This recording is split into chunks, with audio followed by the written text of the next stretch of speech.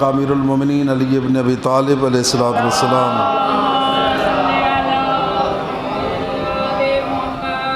اور مخدومہ کونین سیدۃ نساء العالمین حضرت فاطمۃ الزہرا سلام اللہ علیہا کا مقدس عقد، یہ اس آخری مہینے کی شروعات ہے، اور اس مہینے کے اندر بہت ساری نسبتیں ہیں، اور یہ اس معصوم جوڑی کا عقد اور ان کی ذریت طیبہ، ان کی محبت اور سیرت ہمارے لیے بہت بڑا نمونہ عمل ہے۔ اور اسی طرح اس مہینے کی جو مناسبتیں ہیں ان میں سے ایک مناسبت آج یعنی 5 ذی الحج کا دن نبی پاک کے ایک عظیم صحابی، ایمان کے 9ویں درجے پر فائز حضرت ابو ذر غفاری رضی اللہ تعالی عنہ کی آج جو ہے وہ وفات کا دن ہے۔ اسی طرح 7 ذی الحجہ کا دن ہمارے 5ویں امام محمد باقر علیہ الصلوۃ والسلام کی شہادت کا دن ہے، 7 ذی الحج، اور ہمارے 5ویں امام علیہ السلام نے 57 برس ظاہری طور پر اس دنیا میں زندگی گزاری۔ اور اسی طرح 10 ذی الحج کا دن عید قربان کا دن ہے، جو ایک 2 نبیوں کی بہت عظیم قربانی کی یاد کو منانے کا دن ہے۔ انشاءاللہ عید والے دن فلسفہ قربانی کے حوالے سے گفتگو کریں گے۔ اسی طرح اس مہینے کی 2 نسبتیں اور بھی ہیں، انشاءاللہ آنے والے خطبات جمعہ میں ان کا ذکر ضرور کریں گے۔ ایک ہے عید غدیر اور دوسری عید مباہلہ، یعنی یہ اس مہینے کی خاص جو ہیں وہ واقعات ہیں۔ آج کیونکہ اتفاق ایسا ہوا کہ ایک صحابی رسول اور عاشق آل محمد کی وفات کا دن ہے، اگر آپ اجازت دیں تو ہم حضرت ابو ذر کے حالات زندگی پر ہی گفتگو کر لیتے ہیں۔ اگر سب کا پروگرام ہے کہ حضرت ابو ذر کے حالات زندگی بیان کیے جائیں تو سارے احباب مل کر بآواز بلند صلوات سلام۔ اور مومنین، میں یہ سمجھتا ہوں کہ یہ ضروری ہے کہ ہم اپنے بچوں کو بتائیں کہ آل محمد سے محبت کرنے والے کیسے افراد ہوتے ہیں، ان کا کردار کیسا بلند ہوتا ہے۔ کیونکہ جب بات کی جاتی ہے کہ صحیح انہاں دی سیرت کو سمجھو تے عمل کرو، صحیح وہ ہستیاں کتھے، اساں گناہ گار کتھے، لیکن جب بات جنت کی آتی ہے تو ہم کہتے ہیں جتھے او ویسن جی اساں تو والونا دے نال ویسوں، لیکن جب عمل کی بات آتی ہے تو لوگ توجہ فرما رہے ہیں آپ حضرات، وہ سمجھدار ہو جاتے ہیں۔ اسی لیے آل محمد نے ہمارے جیسے انسان تھے، ان کی تربیت کی اور ایسا شاہکار ان کا کردار بنایا کہ آج کیا بلکہ تا قیام قیامت یہ ہستیاں، ان کے پیروکاروں کا کردار ہمارے لیے مشعل راہ ہے۔ اور ان عظیم کرداروں میں سے کردار ہیں حضرت ابو ذر غفاری، آل محمد کے سچے عاشق، پاک پیغمبر کے وہ عظیم صحابی کہ جنہوں نے بہت ساری قربانیاں دیں، بہت ساری مشکلات کو اسلام کی راہ میں برداشت کیا، اور یہ 9ویں درجے کے مومن تھے۔ کیونکہ حدیث ہے نا 10 درجے ہیں ایمان کے، اور 10ویں درجے پر حضرت سلمان محمدی ہیں، اور 9ویں درجے پر حضرت ابو ذر غفاری ہیں۔ اب صاف ظاہر ہے ایمان کا بلند ترین درجہ، سیکنڈ لاسٹ درجہ اگر ملا تو ان کا کردار کیا تھا، ان کی سیرت، ان کی روش کیا تھی، زندگی گزارنے کا طریقہ کیا تھا۔ تو یہ آج کا دن یعنی 5 ذی الحج کا دن 32 ہجری، یہ حضرت ابو ذر غفاری کی وفات کا دن ہے۔ اتفاق یہ ہے کہ آج جمعہ کا دن ہے، تو اسی لیے جمعہ کے خطبہ میں ہماری گفتگو حضرت ابو ذر کی سیرت ہے، ان کی روش ہے۔ ان کا اصل نام جندب ابن جنادہ تھا۔ کیا نام تھا؟ جندب ابن جنادہ، یہ ان کا نام تھا۔ اور ابو ذر مشہور ہے یعنی زر کا باپ، ان کا ایک بیٹا تھا جس کا نام زر تھا، اور اس وجہ سے ان کو ابو ذر کہا جاتا ہے۔ اور غفاری قبیلے کا نام غفار تھا، بنی غفار، تو اس وجہ سے اس قبیلے کی مناسبت سے ان کو جو ہے وہ، جس طرح قریش کو قریشی کہا جاتا ہے، حضرت ہاشم کی اولاد میں ان کو ہاشمی کہا جاتا ہے، اسی طرح ہمارا خیر پور ہے تو باہر جہاں تعارف ہوگا تو خیر پوری کہا جائے گا۔ تو یہ ایک پہچان ہوتی ہے قبیلے علاقے کے لحاظ سے. تو ان کا جندب ابن جنادہ نام تھا، بنو غفار قبیلہ تھا، اس وجہ سے جو ہے وہ، اور یہ بڑے بزرگ صحابہ کرام میں شامل ہیں. اور ان کی عظمت کے لیے ایک حدیث کا سہارا لیتے ہوئے معصوم فرماتے ہیں کہ جنت 4 بندوں کی مشتاق ہے.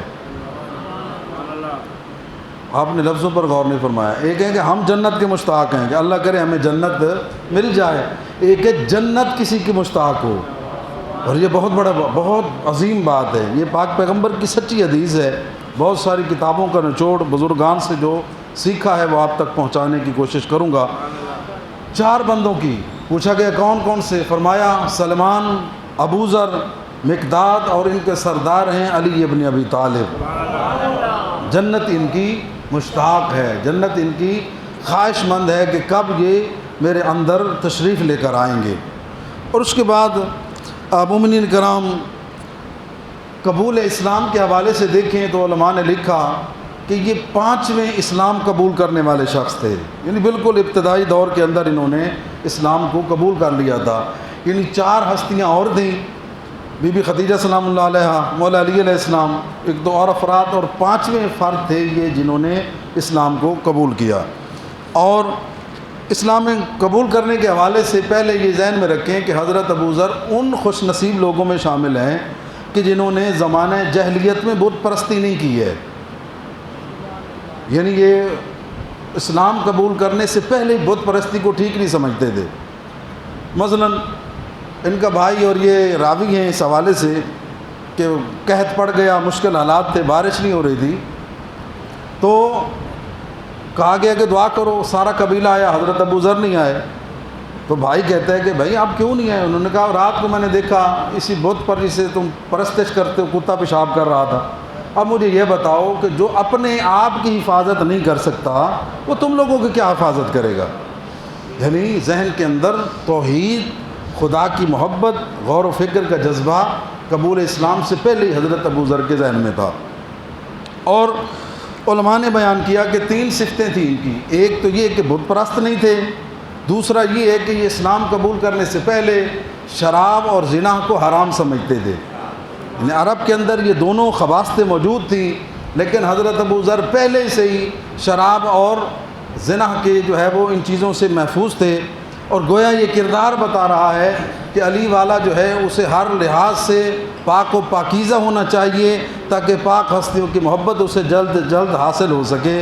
ایک مرتبہ صلوات پڑھ دیں، اللہم صلی علی محمد. اور ان کی قبول اسلام کا واقعہ کچھ اس طرح سے ہے کہ ایک دن یہ بکریاں چرا رہے تھے تو ایک بھیڑیا ان کی بھیڑ بکریوں پر حملہ کرتا ہے. اب صاف ظاہر ہے کہ یہ ڈنڈے کے ساتھ اس کو بھگاتے ہیں تو وہ دوسری طرف سے حملہ کرتا ہے. ادھر سے بھگاتے ہیں پھر دوسری طرف سے آ جاتا ہے. جب چند مرتبہ یہ تکرار ہوا تو حضرت ابو ذر کو غصہ آیا اور فرمایا بے حیا بے شرم، تجھے شرم نہیں آتی؟ کیوں میرے جانوروں کے پیچھے پڑا ہوا ہے؟ اللہ نے اس بھیڑیے کو زبان دی، فصیح عربی زبان میں وہ بھیڑیا بولا کہ اے ابو ذر، اے جندب ابن جنادہ، بے حیا بے شرم میں نہیں، بے حیا بے شرم مکے کے وہ لوگ ہیں کہ جن کے درمیان اللہ نے رحمت کل بھیجا ہے، اور واضح نشانیوں کو دیکھ کر بھی وہ اسلام قبول نہیں کر رہے بلکہ اللہ کی کل رحمت کو ستانے کے پیدر پہ ہیں. سمجھ گئے؟ اس کا مطلب ہے کہ کسی نبی کا ظہور ہو چکا ہے. اپنے بھائی کو بھیجا کہ جاؤ جا کر خبر لے کر آؤ. بھائی آیا اور واپس آ کر اس نے بتایا. اور ان کا بھائی جن کا نام تاریخ نے انیس لکھا، انیس، یہ بہت بڑے شاعر تھے، اور آ کر کہا بھائی ایک چیز تو میں نے دیکھی ہے کہ لوگ انہیں معاذ اللہ نعوذ باللہ نقل کفر نہ باشد جادوگر کہتے ہیں، شاعر کہتے ہیں. کہا وہ جادوگر نہیں ہیں، وہ کاہن بھی نہیں ہیں، وہ شاعر بھی نہیں ہیں. میں خود بہت بڑا شاعر ہوں، ان کا کلام شاعری پر نہیں اترتا. آیات بتاتی ہیں کہ یہ کسی قدرت والے کا کلام ہے، اور ان کا کردار، ان کی عظمت اتنی ان کے ساتھ گفتگو دل نشین ہے کہ جو ایک مرتبہ حضور کی صحبت میں بیٹھتا ہے اگر پاک طبیعت اور نیک سیرت ہو تو ہو ہی نہیں سکتا کہ محمد رسول اللہ کی زیارت کرے اور ان کا غلام بن کر نہ اٹھے. خوش نصیب ہوگا تو ضرور ان کا غلام بن کر اٹھے گا. مختصر مال متاع تو جو ہے نا صاحبان محترم بڑی، یہ آل محمد کے جو چاہنے والے ہیں بزرگ صحابہ کرام، ان کا بھی ذکر ہمیں اپنے بچوں کو بتانا چاہیے کہ یہ اہل بیت کے در کے غلام کتنی عظمتوں کے مالک تھے اور کیسے مشکلات عبور کر کے اس مقام تک پہنچے۔ آئے حضرت ابو ذر، بڑی مشکلات برداشت کی۔ اب صاحب ظاہر ہے کہ کسی کا ایڈریس پوچھنا ہو تو اس کا سادہ سا طریقہ یہ ہے نا، وہاں جا کر ہم کہتے ہیں سی فلانے دا گھر کتے، لیکن مکے میں تو یہ صورت حال نہیں تھی۔ جو حضور کا نام لیتا زبان کی بجائے ہاتھوں سے پہلے اسے مارا پیٹا جاتا تھا کہ تو کون ہوتا ہے ان کا نام لینے والا۔ اب خود غور فرمائیں کہ جب لوگوں کو اتنی اجازت نہیں تھی کہ حضور سے بات کر سکیں، بلکہ وہ کانوں میں روئی ڈال کر خانہ کعبہ کا طواف کرواتے تھے کہ خبردار ان کی باتیں بھی نہ سننا، ان کے کلام میں اتنا جادو ہے کہ جو ایک مرتبہ کلام سن لیتا ہے وہ محمد رسول اللہ کا کلمہ پڑھ لیتا ہے۔ مجھے خود بتائیں اتنے مشکل حالات میں دور سے حضور کی بات سننے کی اجازت نہیں ہے تو ملاقات کی اجازت کیسے ہوگی؟ لیکن خوشا نصیب ان لوگوں کے اعلیٰ چیزیں مشکلیں برداشت کرنے کے بعد ملتی ہیں۔ ہر کسی کو وہ قیمتی چیز وہ غور حاصل نہیں ہوتا۔ روایتیں یہ کہتی ہیں کہ حضرت ابو ذر جو سامان لائے تھے سارا دن کعبہ کے سامنے موجود رہتے، اسی آس پر کبھی تو پاک پیغمبر کی زیارت کا شرف مل جائے گا، غذا ختم ہو گئی، پانی ختم ہو گیا، کئی دنوں تک صرف زمزم کے پانی پر گزارا کرتے رہے، لیکن واپس نہیں گئے کہ جس مقصد کے لیے آیا ہوں حضور کی زیارت بھی کر کے جاؤں گا اور اسلام کو بھی اگر سچا دین ہوا تو قبول کر کے جاؤں گا۔ اب تاریخ یہ کہتی ہے کہ ایک دن ایک مفقول حال بندے کو دیکھا اور سمجھا کہ شاید ہی ان کا پیروکار ہو، اسے پوچھ لیا، وہ تو جاسوس تھا، اس نے کہا آؤ اصل تو کچھ بیا سمجھ دیا سے یہ تو ہناں دا پیروکار ہے۔ اتنا مارا حضرت ابو ذر کو کہ حضرت ابو ذر لو لوہان ہو گئے۔ حضرت عباس ابن عبد المطلب نے چھڑایا ان کو، جو ہے وہ زمزم کے قریب جا کر چھوڑ دیا۔ اب حضرت ابو ذر کہتے ہیں کہ جب مجھے ہوش آیا تو پورا جسم میرا لو لوہان تھا، زمزم کے پانی سے میں نے جسم کو دھویا، پانی پیا کہ وہاں امیر المومنین علی علیہ السلام تشریف لائے۔ مولا کی ذات پر بآواز بلند صلوات پڑھ دیں۔ اللہم صل علی محمد۔ آقا امیر المومنین آئے اور کہا آؤ جندب ابن جنادہ، جس ہستی کی محبت اور انتظار میں تکلیفیں برداشت کی ہیں، آؤ علی تمہیں اس ہستی کی زیارت کرواتا ہے۔ آقا علی لے کر آئے۔ یہ بھی ایک مشکل مرحلہ، کہاں سے گزار کر کیسے لے کر آئے، یہ تاریخ کا حصہ ہے۔ بہرحال پہنچ گئے۔ تو آج بھی ہم کسی معصوم کے قبر مطہر پر جاتے ہیں تو پہلے یہ کہتے ہیں نا کہ السلام علیکہ یا ابن رسول اللہ۔ حضور کے روضے پر جائیں تو کیا کہتے ہیں؟ السلام علیکہ یا رسول اللہ۔ اور یاد رکھیے گا دوستو بزرگوں، یہ سب سے پہلے کلمہ پڑھنے سے پہلے کسی نے رسول پاک کو السلام علیکہ یا رسول اللہ کہا ہے تو وہ یہ حضرت ابو ذر غفاری ہیں۔ یہ کہتے ہیں کہ ان کا چہرہ دیکھ کر میرا دل کہنے لگا کہ یہی وہ ہستی ہیں کہ جن پر اللہ کا کلام اترتا ہے اور یہی رسول صادق ہیں، لہذا جاتے ہی السلام علیکہ یا رسول اللہ کہا، پیغمبر نے وعلیکہ السلام جواب دیا، بٹھایا، اسلام قبول کر لیا اور فرمایا جندب ابن جنادہ اپنے علاقے میں چلے جاؤ۔ اور ان کی تبلیغ کا نتیجہ یہ تھا کہ آدھے سے زیادہ قبیلہ محمد رسول اللہ کا کلمہ پڑھنے لگا، اور یہ جنگ خندق تک اپنے علاقے میں موجود رہے، اور پھر اس کے بعد یہ پیغمبر کی خدمت میں آئے، مدینے میں رہے، اور آقا امیر المومنین اور ان ہستیوں کے ساتھ ایسی کمال کی محبت کی کہ نام درجے کے مومن بن گئے۔ مشکلات ہیں، لمبی فہرست برداشت کی، پریشانیوں سے گزرے۔ مختصر یہ ہے کہ یہ اتنے نیک، متقی اور عابد اور پارسا، گناہوں سے بچنے والے انسان تھے کہ پاک پیغمبر کی یہ حدیث ہے، منتہی الاعمال میں شیخ عباس قمی صاحب نے لکھا، وہ فرماتے کہ پیغمبر نے حضرت ابو ذر کو دیکھ کر فرمایا، پیغمبر فرماتے ہیں کہ جس نے میری امت میں عیسیٰ ابن مریم کی طرح کوئی بندہ دیکھنا ہو وہ میرے ابو ذر کو دیکھ لے۔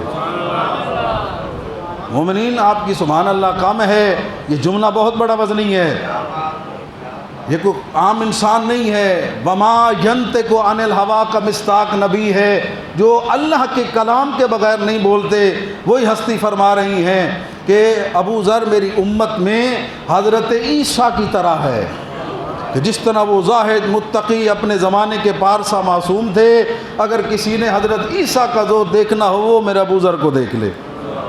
اور مومنین کرام، خود لکھوا کر اور طریقوں سے اپنے آپ کو سچا کہنا اور بات ہے۔ شیعہ سنی تاریخوں حدیثوں کے اندر یہ جملہ موجود ہے کہ پیغمبر نے فرمایا کہ آسمان نے کسی پر سایہ نہیں کیا، زمین نے کسی کو اٹھایا نہیں جو میرے ابو ذر سے زیادہ سچا ہو۔ اب مجھے یہ بتائیں، جو سچا ہو اسے کیا کہتے ہیں؟ صدیق کہتے ہیں نا۔ یاد رکھیے گا، پیغمبر کی زبان میں صدیق ہے تو وہ حضرت ابو ذر غفاری ہیں۔ یہ حضرت کا مقام ہے، معیار ہے، حضرت کی بلندی کردار ہے۔ ایک مکمل عشرہ پڑھا جا سکتا ہے حضرت ابو ذر کے حالات پر، اتنے واقعات ہیں، ایک ایک سیرت کا پہلو ہے، ایک ایک عظمت کا پہلو ہے۔ 20 مقام پر واضح و نصیحت اور 20 طریقے سے جو ہے وہ ان کا اعلیٰ کردار ہمارے سامنے موجود ہے۔ ایک مرتبہ بآواز بلند صلوات پڑھ دیں، اللہم صلی علی محمد و علی محمد۔ ایک مرتبہ پھر بھی صلوات پڑھ لیں، اللہم صلی علی محمد و علی۔ بات چلی ہے تو حضرت ابو ذر کی ایک اور عظمت آپ کے سامنے عرض کر دوں۔ یہ حضرت ابو ذر کا بلندی کردار ہے کہ ایک مرتبہ پیغمبر کی خدمت میں جب آتے ہیں تو دیکھا کہ کوئی صحابی بیٹھا ہوا ہے، حضور اس سے مخاطب ہیں، یہ وہیں سے واپس چلے گئے تو وہ ایک صحابی کی شکل میں حضرت جبریل علیہ السلام تھے جو حضور کی خدمت میں بیٹھے ہوئے تھے۔ تو حضرت نے جب وہ چلے گئے پشت دیکھ کر ابو ذر کی، حضرت جبریل کہتے ہیں یا رسول اللہ، یہ آپ کا صحابی ابو ذر تھا نا، اگر یہ سلام کرتا میں سید الملائکہ خوشی سے اس کے سلام کا جواب دیتا۔ اب پیغمبر نے ہمیں سمجھانے کے لیے پوچھا کہ جبریل تم کیسے جانتے ہو ابو ذر کو؟ کہا یا رسول اللہ میری بات نہیں ہے، آپ کے اسی صحابی کا چرچا تو آسمانوں پر ہوتا ہے۔ مومنین غور فرمائیں، یہ معصوم کا فرمان ہے کہ ہمارے چاہنے والے جب صدق و کردار اور بلندیوں کی عظمتوں تک پہنچ جاتے ہیں، چاہے علاقہ نہ پہچانتا ہو اللہ کے فرشتے انہیں پہچانتے ہیں، آسمانوں پر انہیں دعائے خیر میں یاد رکھا جاتا ہے۔ تو اب پیغمبر نے پوچھا تو جبریل کہتے ہیں کہ یا رسول اللہ یہ مجھ سے سوال نہ کرے، جب آپ کی ملاقات ہو ابو ذر سے تو اس سے پوچھنا کہ کون سی دعا پڑھتے ہو کہ تمہاری دعا سن کر آسمان کے فرشتے خوش ہوتے ہیں۔ اب مومنین کرام اگر اجازت دیتے ہیں تو وہ دعا میں آپ کے سامنے پیش کر دوں، اور کوشش کریں کہ اگر روزانہ پڑھ لیں گے تو آپ کو بھی وہ عظیم ثواب حاصل ہو جائے گا۔ ایک مرتبہ بآواز بلند صلوات پڑھ دیں، اللہم صلی علی۔ اب حضرت ابو ذر کی وہ دعا مفاتیح الجنان کے اندر صفحہ نمبر 1217 پر یہ موجود ہے، کوئی پڑھنا چاہے تو اس میں حضرت ابو ذر کی یہ دعا موجود ہے، اللہم انی اسألک الامن والایمان والتصدیق بنبیک والعافیت من جمیع البلاء والشکر علی العافیت والغنا عن شرار الناس۔ پروردگار میں تجھ سے سوال کرتا ہوں کہ مجھے امن اور ایمان عطا کر۔ آپ نے جو سبحان اللہ کہی ہے نا، مجھے اس کی جملے کی تھوڑی سی وضاحت کرنے دیں۔ کون ایمان کی دعا کر رہا ہے؟ جو 9ویں درجے کا مومن ہے، جی، جسے پیغمبر کہہ رہے ہیں کہ ابو ذر تو 9ویں درجے کا مومن ہے، وہ روزانہ یہ دعا کرتا ہے کہ میرے اللہ مجھے اور ایمان عطا کر۔ نتیجہ یہ نکلا، ان ہستیوں کی سیرت بتا رہی ہے، ہمیں بھی روزانہ دعا کرنی چاہیے، میرے اللہ تو نے ہمیں ان ہستیوں کی محبت دی ہے نا، اس محبت میں پیسے میں بے شک اضافہ نہ فرما، روزانہ اٹھیں کل سے زیادہ ہمارے دل میں علی کی بھی محبت ہو اور اولاد علی علیہ السلام کی بھی محبت ہمارے دلوں میں۔ اور یاد رکھیے گا جب ان ہستیوں کی محبت سچی آ جائے گی نا، پھر انسان خود بخود گناہوں سے بچنا شروع کر دے گا۔ میں اپنی طرف سے نہیں کہہ رہا، میرے اور آپ کے سچے نبی فرماتے ہیں یا علی حبک الذنوب تاکل الذنوب کما یاکل النار الحطب۔ علی جب تیری محبت آئے گی نا، جس طرح آگ خشک لکڑیوں کو جلا دیتی ہے، اسی طرح علی مولا کی محبت گناہوں کو ختم کر دیتی ہے۔ میں اپنا محاسبہ کروں، آپ اپنا محاسبہ کریں جمعے پر آنے والے مومنین کرام، کہ اگر تو ہمارے گناہ کم ہو رہے ہیں تو یقین کریں کہ محبت امیر المومنین علیہ السلام اثر کر رہی ہے، اگر گناہ بڑھ رہے ہیں تو پھر یقین کریں کہنے والے بھی سچے ہیں حدیث بھی سچی ہے، امیر المومنین کی محبت بھی سچی ہے، پھر ہمیں اپنا محاسبہ کرنا ہوگا کہ ہم اس محبت امیر المومنین تک نہیں پہنچے کہ جب وہ محبت آ جائے گی انسان کی گناہوں سے جان چھوٹتی چلی جائے گی۔ یا اللہ، حضرت ابو ذر کی دعا، یا اللہ کیا کر کہ مجھے امن اور ایمان عطا کر، اور میرے اللہ مجھے توفیق دے کہ میں تیرے نبی کو سچا مانوں، اور مجھے سلامتی عطا کر، اور برے لوگوں سے مجھے بے نیازی عطا کر، اور ان نعمتوں پر مجھے شکر ادا کرنے کی توفیق عطا کر۔ یہ حضرت ابو ذر کی وہ دعا ہے کہ جو زمینوں کی نسبت آسمانوں پر زیادہ مشہور ہے، اور بڑی حضرت کے کردار اور واقعات ہیں۔ وقت تیزی سے گزر گیا، میں آپ کے سامنے نہیں عرض کر سکتا۔ ایک جملہ ان کی وفات کے حوالے سے التماس دعا بآواز بلند صلوات پڑھ دیں۔ اللہم، اور وہ جملہ یہ ہے کہ حضرت ابو ذر غفاری، اور لفظ غفاری نہیں ہے، زبر کے ساتھ نہیں، زیر کے ساتھ ہے، غفاری، قبیلہ بنی غفار سے تعلق تھا ان کا۔ جنگ تبوک کا موقع آیا، اور مومنین اپنے ذہن میں رکھیں، جملہ ضائع نہیں جانے دینا آپ نے، وہ یہ ہے کہ حضرت ابو ذر وہ عظمت کے مالک صحابی ہیں کہ ہجرت کے 6 سال پیغمبر ایک جہاد پر گئے ہیں۔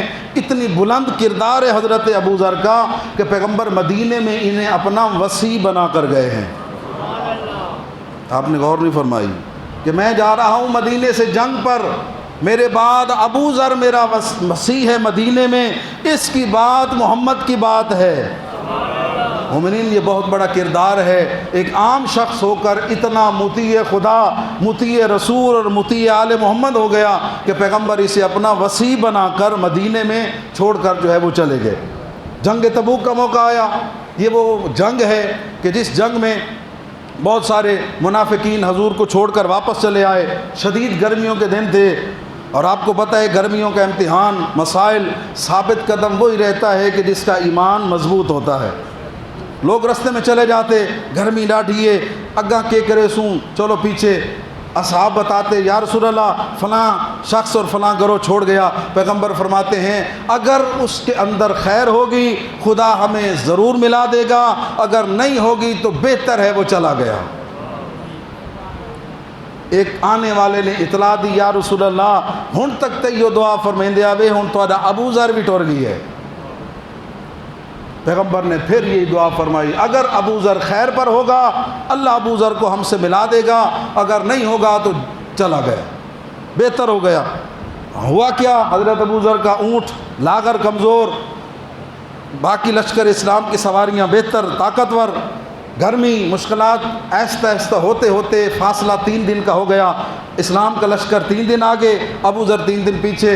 نفس نے کہا ابو ذر واپس چلا جا، غلامی نے کہا ابو ذر جو محمد کا راستہ ہے وہی غلام کا بھی راستہ ہونا چاہیے۔ اور اتنے مشکل ترین حالات تھے غزوہ تبوک کے اندر، ایک مرحلہ آیا گرمی کی شدت، پیاس کی وجہ سے لشکر کی حالت قریب المرگ ہو گئی۔ لوگ کہنے لگے یا رسول اللہ آج تو ہم مر گئے۔ پیغمبر مسکرا کر فرماتے ہیں پریشان نہ ہو، میں محمد تمہیں مارنے نہیں آیا، محمد تمہیں زندگیاں عطا کرنے آیا ہے۔ یا رسول اللہ پانی نہیں ہے، کہاں سے پانی آئے گا؟ 10,000 کا لشکر تھا۔ یہ حضور کے معجزات میں سے ہے کہ پیغمبر نے دستے مبارک آگے کیا، 5 انگلیوں سے 5 چشمے جاری ہوئے۔ 10,000 کے پیاسے لشکر نے حضور کی انگلیوں سے نکلنے والا پانی پیا اور سیراب ہو گئے۔ یہ حضور کا معجزہ ہے۔ اور آپ کی ڈھیلی ڈھیلی سبحان اللہ کی وجہ سے مزید جملہ اور بہتر کہہ دوں، وہ یہ ہے کہ پانی پینے کے بعد ہر مسلمان صحابی یہ کہتا تھا، اس سے پہلے جب پانی پیتے تھے دوبارہ پیاس کا احساس ہوتا تھا، آج محمد رسول اللہ کے مقدس ہاتھوں سے وہ پانی پیا ہے، ایسا لگتا ہے کہ پیاس کا اثر ہی ختم ہو گیا ہے۔ اب خود غور فرمائیں کہ جن کے ہاتھ سے نکلنے والے پانی کا یہ اثر ہے، اسی محمد مصطفیٰ کے لعاب کا، خون کا کیا اثر ہوگا۔ ابو ذر پیچھے رہ گئے، دل نے کہا واپس چلو، کہا نہیں یہ نہیں ہو سکتا، اونٹ کو چھوڑ دیا، پیدل سامان اٹھایا، 3 دن 3 راتوں تک پیدل چلتے رہے۔ اس جملے پہ غور فرمائیے گا، یاد رکھیے گا، در آل محمد پر اسی کا مقام بلند ہے جس کا کردار بلند ہے۔ اور حضرت ابو ذر کی حدیث متفق علیہ میں پہلے بھی پڑھ چکا ہوں، کعبے کا پلڑا پکڑ کر حضرت ابو ذر نے یہ جملہ ارشاد فرمایا، ایھا الناس انا جندب ابن جنادہ انا صاحب رسول اللہ، لوگوں جو جانتا ہے ٹھیک ہے، نہیں جانتا میں تعارف کرا دیتا ہوں، میں جندب ابن جنادہ ہوں، میں صحابی رسول ہوں، میری کنیت ابو ذر غفاری ہے، میں نے انہی کانوں سے سنا ہے، نہ سنا ہو بہرا ہو جاؤں، انہی آنکھوں سے رسول اللہ کو دیکھا ہے، نہ دیکھا ہو اندھا ہو جاؤں۔ نبی پاک نے کیا فرمایا، یا علی انت قائد البررہ، علی تو ہر کسی کا امام نہیں ہے، تو نیک لوگوں کا امام ہے۔ یہی علی مولا کس کے امام ہیں؟ نیک لوگوں کے، برہ کہتے نیکی کو، شریف لوگوں کے، نیک پرہیزگار لوگوں کا امام ہے۔ اور مومنین اس سے بڑی کیا دلیل ہوگی، کسی مذہب کی اذان میں اشہد ان امیر المومنین و امام المتقین کی صدا نہیں دی جاتی۔ شیعیان حیدر کرار گھر میں نہیں، سپیکر پر یہ اعلان کرتے ہیں کہ پاک پیغمبر کے بعد ان کے وصی ہیں تو مولا علی ہیں، اور علی والا ہر کوئی نہیں ہو سکتا، علی اس کے امام ہیں کہ جو مومن بھی ہے اور جو متقی بھی ہے۔ مومنین بد کرداری کا مذہب آل محمد میں کوئی گنجائش نہیں۔ عرض کر رہا تھا، وقت تیزی سے گزر گیا، جلدی جلدی جملہ عرض کروں۔ حضرت ابو ذر غفاری پیدل سامان اٹھا کر عرب کے صحرا میں جا رہے ہیں، پانی کا ایک چشمہ نظر آیا، چکھا، انتہائی میٹھا اور لذیذ پانی، مشک کو بھر لیا، پیا نہیں۔ 3 دن کا پیدل چلنے والا مسافر پانی کا چشمہ جسے مل گیا، پانی نہیں پی رہا۔ کیوں نہیں پیتا؟ ابو ذر تو پانی پی لے، تیرے آقا محمد رسول اللہ شاید پیاسا ہو۔ اللہ اکبر، یہ آداب غلامی کے خلاف ہے۔ اچھی چیز پی لی ہے، پہلے مولا کو پیش کر۔ اچھا پہلے سامان تھا، اب پانی کی مشق بھی ہو گئی، اٹھا کر پیدل چل رہے ہیں، ایک منزل پر رکے ہیں، دوپہر کا وقت، عرب کی گرمی، صحرا۔ لوگوں نے دیکھا یا رسول اللہ کوئی سایہ ہے، لگتا ہے تنہا بندہ آ رہا ہے۔ پیغمبر نے فرمایا اللہ کرے آنے والا میرا ابو ذر ہو۔ جی یہ کردار ہے، ایسے نہیں آل محمد گلے لگاتے، انہیں لگاتے ہیں جو سر بلند ہوتے ہیں، جو باکردار ہوتے ہیں۔ تھوڑی دیر بعد گزری، کہا یا رسول اللہ آپ کی دعا قبول ہو گئی، آنے والا واقعہ ابو ذر ہے۔ اور وہی پہنچے، حضور کو دیکھا، سامان تھا، گر گئے، بے ہوش ہو گئے، ہوش دلایا گیا، پانی پلاؤ، کہا نہیں نہیں پہلے میرے آقا کو پانی پلاؤ۔ ابو ذر پانی ہے تمہارے پاس؟ یا رسول اللہ پانی کی تو مشق ہے۔ ابو ذر جب پانی کی مشق ہے تو پیا کیوں نہیں؟ یا رسول اللہ سارے رستے میں پانی نہیں ملا، ایک جگہ پر پانی کا چشمہ تھا، میں نے سمجھا یہاں گھوڑوں کے نشان بھی نہیں ہیں، شاید آپ نے پانی نہ پیا ہو۔ غلامی کے آداب کے خلاف ہیں، غلام پہلے پی لے جی، اور مولا پیاسا ہو، آپ کے لیے پانی لے کر آیا ہوں۔ پیغمبر نے دعا کی اللہ تجھ پر رحم کرے، ابو ذر تو تنہا آیا، تنہا زندگی گزارے گا اور تنہا قیامت کے دن محشور ہوگا۔ اور حضرت ابو ذر ربضہ کے صحرا میں رہے، کیا جرم تھا؟ لوگوں کو حق کی بات کرتے تھے، لوگوں کو بتاتے تھے کردار آل محمد کیا ہے۔ کردار آل محمد سونا چاندی اکٹھا کرنا نہیں ہے، بلکہ اس میں سے اپنے واجبات کو بھی ادا کرنا ہے، اور اس میں سے اللہ آل محمد کے راستے پر بھی خرچ کرنا ہے۔ حق گو بندہ کسی کو پسند نہیں آتا۔ حضرت کو جلا وطن کر کے مدینے سے شام بھیجا گیا۔ ایک جملہ، علی والا جہاں جاتا ہے وہاں خباستیں لے کر نہیں جاتا، وہاں طہارتیں لے کر جاتا ہے۔ آج شام کے اندر، لبنان کے اندر حزب اللہ ہے تو یہاں تک شیعت پہنچانے والے حضرت ابو ذر غفاری ہیں۔ میرے پاس وقت نہیں، میں وضاحت کرتا، خود غور فرمائیں، علی والا جہاں جاتا ہے محبت آل محمد کا پودا لگا کر آتا ہے، لوگوں کو در آل محمد سے متنفر کر کے نہیں آتا۔ جب ہم آپس کے جھگڑے لوگوں تک پہنچائیں گے، لوگ کہیں گے او سچن یا اے سچن، نتیجہ کیا ہے؟ این در کو ای پاسے آؤ نہیں نا میرے دوست بزرگ، میں اپنا کردار پیش کروں، آپ اپنا کردار پیش کرو، میری پہچان علی، آپ کی پہچان علی۔ ہم نے فیصلہ نہیں کروانا، لوگ خود کردار دے کر فیصلہ کریں گے علی کا سچا پیروکار کون ہے اور کس کے ساتھ ہم نے در علی پر آنا ہے۔ جی مدینہ سے شام بھیجا گیا، یزید کے باپ نے کہا بھائی اسے واپس بلاؤ، لوگوں کو متنفر کرتا ہے اور کہتا ہے کہ یہ آل محمد کی سنت نہیں ہے، نبی پاک کی سنت نہیں ہے۔ حضرت کو بھیجا گیا، ننگے اونٹ کی ننگا اونٹ اس کی پشت پر رسی باندھ کر لایا گیا۔ جب مدینے آئے تو رانوں کا گوشت ختم ہو چکا تھا، مدینے میں پھر وہی بات، حضرت ابو ذر کی صفت تھی کہ حق کہنے والے تھے، قافلوں کو روک روک کر اسلام کی دعوت دیتے تھے کہ اگر سچا دین ہے تو اسلام، سچا نبی ہے تو محمد مصطفیٰ، سچا امام ہے تو علی ابن ابی طالب۔ پسند نہیں آیا، بلایا خلیفہ نے، اچھی ترین جگہ مدینۃ النبی، بدترین جگہ ربضہ کا سارا، کا تیاری کرو تمہیں وہیں بھیج رہا ہوں، تم مدینے میں رہنے کے قابل نہیں ہو۔ کہا صدق رسول اللہ، میرے نبی پاک نے سچ فرمایا تھا، ابو ذر ایک دن آئے گا جب تو تنہا جائے گا، تنہا زندگی گزارے گا۔ کوئی نہیں آیا، حکم تھا خلافت کا، خبردار کوئی ابو ذر کو چھوڑنے اللہ حافظ کہنے نہ جائے، لیکن یاد رکھنا مشکل حالات میں در علی نہیں چھوڑو گے، وقت آخر ہوگا تو علی بھی ہوں گے، علی مولا کے 11 معصوم بیٹے بھی ہوں گے۔ یہ تاریخ سے شاہد ہے، ابو ذر مڑ مڑ کر دیکھتے ہیں، کوئی مجھے اللہ حافظ کہنے والا نہیں ہے۔ جیسے مدینے سے باہر نکلے، کیا دیکھا؟ مولا علی بھی موجود ہیں اور مولا حسن اور حسین بھی ساتھ موجود ہیں۔ ابو ذر کیسے ہو سکتا ہے کہ تو سچ کی بات کرے، علی کی سیرت بتائے اور تیرا مولا علی تجھے اللہ حافظ کہنے نہ آئے؟ مہربان آیا، یہ علی خلیفہ کا حکم نہیں ہے۔ امیر المومنین نے تازیانہ مار کر کہا، خبردار، میں مصلحت اسلام کی خاطر کچھ کاموں میں خاموش ہوں، ورنہ علی کو کسی غیر کی پیروی کرنے کی ضرورت نہیں۔ علی لا الہ کا بھی مطیع ہے، محمد رسول اللہ کا بھی مطیع ہے۔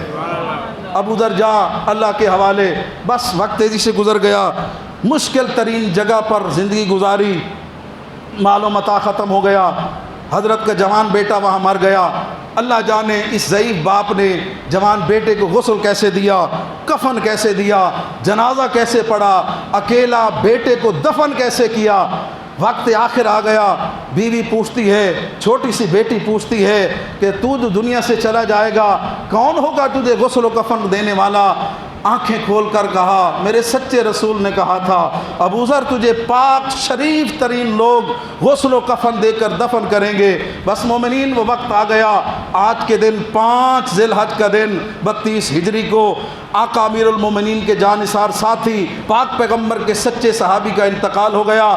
4 سال کی بیٹی بیوی رستے پر جا کر بیٹھ گئی۔ حج کے قافلے آ رہے تھے، حضرت عبداللہ ابن مسعود، مالک اشتر، حجر ابن عدی جیسے افراد، پاکیزہ افراد موجود تھے۔ پوچھا ہے بچی کیوں رو رہی ہے؟